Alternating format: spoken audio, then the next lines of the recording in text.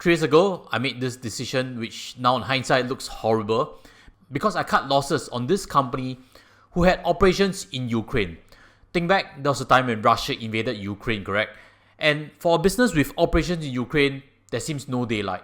And for myself, I think that risk is hard to quantify, and that's why I took decisions to cut losses while it still made sense.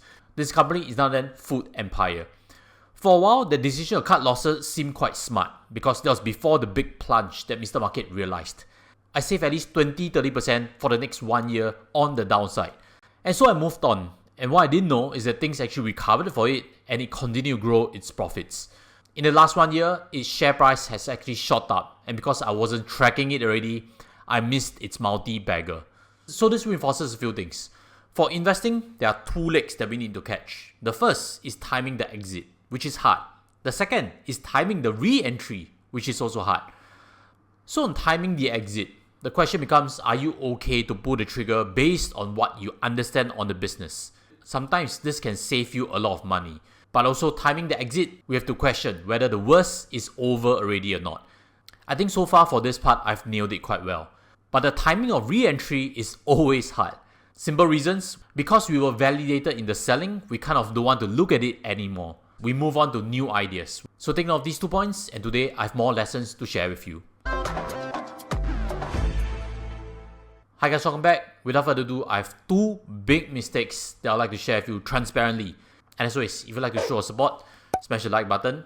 It's not always easy to peel back on certain mistakes and get ridiculed because I'm sure the comment sections are going to be flooded with haters, keyboard warriors who probably haven't invested much and want to criticize. I'm here to show lessons. I'm here to show that I'm human also. This investment journey is always a learning process. And the first mistake is actually on selling Suntec REIT. Mistake in the sense of now the share price is higher than where I've sold off and I could have re-picked it back way lower. I've shared on YouTube 2 years back in July 2023, I've cut off Suntec REIT at around $1.30. That was in the period of interest rate cycle hikes. And Suntec REIT is one of our most leveraged REITs in Singapore. Not only that, its assets in UK and Australia were also underperforming. And that's why for the next 1 year plus, share price continued to go downwards after I've cut losses on it. Very similar to Food Empire, at least I got the exit correct. You see that it hovered around $1.30 to $1.05 only. There was even a failed takeover at around $1.19. So that's cool. I've not looked at Suntec REIT much, and similarly, because it's so highly leveraged, with this rate cut cycle, Suntec REIT is one of our best performing REITs in the last 6 months. It's quietly risen from $1.05 all the way to $1.40 right now. Later I'll explain a bit more why it's kind of a regret. But wait, it's not the only one. I've also cut, if you have been a follower of this channel, Mapletree Pan Asia Commercial Trust. Luckily, some parts of it and not the entire stake. Recapping again, Mapletree Pan Asia Commercial Trust is a merger between Mapletree Commercial, which is Singapore VivoCity, and its North Asia sister, which owns offices in Shanghai, Japan, Korea, and also Festival Walk in Hong Kong. The rate hike cycle was very bad for it also. Its assets overseas also deteriorated, similar to Suntec REIT. And back in July 2024, I've actually also cut it around the $1.30 mark. I've done videos on it validating why, because the asset was really deteriorating. It's not a sell because there's some naysayers. It's really poor performance. And that looks smart at least for the next few months because MPACT actually trended down to $1.14 in April 2025. Similar to Suntec REIT, it's been one of our best performers in the last 6 months, recovering as interest rates have started to cool down. As of now, it's $1.47, very much higher than its lows. That's why my remaining stake has recovered somewhat. I'm reviewing this to show you my regret because I chose to sell Suntec REIT and Mapletree Pan Asia Commercial Trust to keep my Mapletree Industrial Trust. This is the one which I projected to recover the best. It's in the industry of data centers, which I'm keen to be in. That's why I built such a big stake in it, correct? And if we plot where I sold Suntec REIT as well as Mapletree Pan Asia Commercial Trust in these 2 lines, you would see that excluding dividends, I'll be better off keeping Suntec REIT and MPACT. Now in hindsight, it's kind of a regret. It's a humbling pie from Mr. Market for me. It's a humbling pie from Mr. Market again. And I'm reviewing this to show you I don't have a perfect track record. If you have also invested into Mapletree Industrial Trust, let's stay patient. And hopefully our other good decisions will be enough to bring good performance to our own portfolios. And there are 3 things I'd like to share also. The first is that there are always changes beyond our control. Mr. Market don't care our entry price. Mr. Market don't care about our homework and analysis. These are still needed because it helps you have conviction and helps improve our own patience towards our own decisions. The second is that in the road of investing, there are always unexpected twists. Whenever we think we've figured Mr. Market out, it will catch us off guard. And that leads to a third point. In the journey of investing, there will always be stories of regrets. Later, I'll cover more and make sure that this doesn't deter you from being an investor. There's no investor with a perfect track record with no regrets. That does not exist. And I can reassure you, even with regrets, mistakes, if you do the right things over time, it will reward you very well. You've seen me build my net worth to more than $3 million. All this done with mistakes along the journey. And speaking about mistakes, let me bring out a quote by Warren Buffett. It's good to learn from your mistakes, but it's even better to learn from other people's mistakes. That's why I share that with you over here. And that's why I'll also be sharing more in my upcoming Georgetown Investment Summit. Over there, I'll be covering you heart to heart what I see upcoming markets. I'll also be answering your questions because I'm sure you have concerns, you have regrets, you have mistakes that you would like to share also to help sharpen your own approach, correct? This is the right place, and for the last 5 summits, we've always been selling out. So far, we have more than 80 participants ready. Grab your seats now. I have less than 50 tickets remaining. Hang on tight, my next story, this one has cost me quite a lot in opportunity cost. And it's none other than my position in Google. I still own some of Google. As you can see in my iFast account, currently profits are more than 15,000 US, which is about 20,000 Sing. My earlier purchase is right now at a 1.3 bagger already, 135% gain. Looks smart, correct? But today, I'm sharing with you mistakes transparently. And my mistake is I've actually cut losses on some of Google's stock just 1 year ago.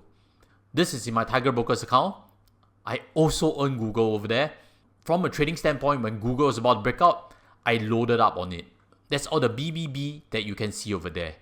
Then what happened? The share price went down, correct? And 8 months later, I've actually cut losses.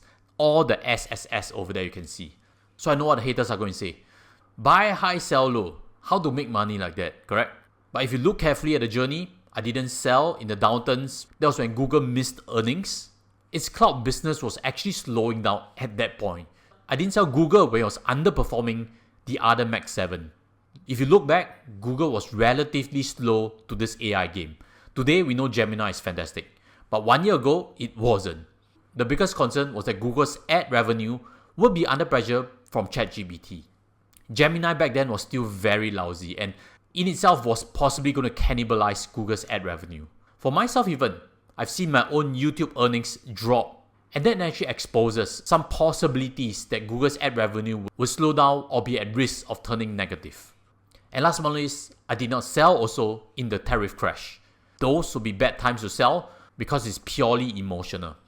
I held on to its rebound, and when I did an entire portfolio review for myself, I was leaning towards the side that Google's ad revenue would be challenged, and it wouldn't make sense for me to be so overweight into Google. Again, now with hindsight, with Gemini's growth, things are very different. We have to understand also, no matter how great a company is, if its underlying business is challenged, you would realize that share price could tumble and for a very long time. Over here, this is Bank of America. When it fell in 2007, it fell hard. And for a great bank like Bank of America, it took 20 years to recover. That's the problem when you own individual stocks. We cannot assume it will never happen to us. Then what about for technology? Cisco, the darling of the dot-com crash. One of the best companies back then because everything required its ecosystem. When it crashed, take a guess how long it needed to recover. 25 years. These are some extreme examples, but it also highlights we can never be complacent about an individual business that we own. So now with Google at $313, I'm happy but also slightly regretful, but there's no time to waste and we have to move forward. Even Warren Buffett has made wrong decisions as seen in his stake in TSMC. Back in 2003, he bought TSMC, if I'm not around 400 Taiwan dollars. And if we look at TSMC now, it's more than 3 times what he sold. 1,585 Taiwan dollars per share. Is he regretting that decision to sell? Possibly yes, correct? But is he finished because of that wrong decision? Also no. And that brings me to today's conclusions. Quoting from Charlie Munger, don't revisit mistakes to bewail them, revisit them for learning purpose. Do that for yourself and you can also become a better investor. The late Charlie Munger has also mentioned, there's no way that you can live an adequate life without many mistakes. Absolutely true. Mistakes can sharpen us, can keep us humble. Mistakes will be there when we try. And that's what I'd like to add further to it. Make sure that no mistake would define you, which is a different way of saying Mr. Market will reward you if you stay sane long enough. If you get upset and quit, then it's game over. The second is that make sure no mistake is big enough that it sinks you permanently, which is a different way of saying Mr. Market will reward you if you stay alive long enough and if you stay invested. Hopefully this entire episode of my own mistakes would help you also, as well as check out links below to join us at the upcoming Georgetown Investment Summit. I will share more with you there. Invest safely as always. Goodbye.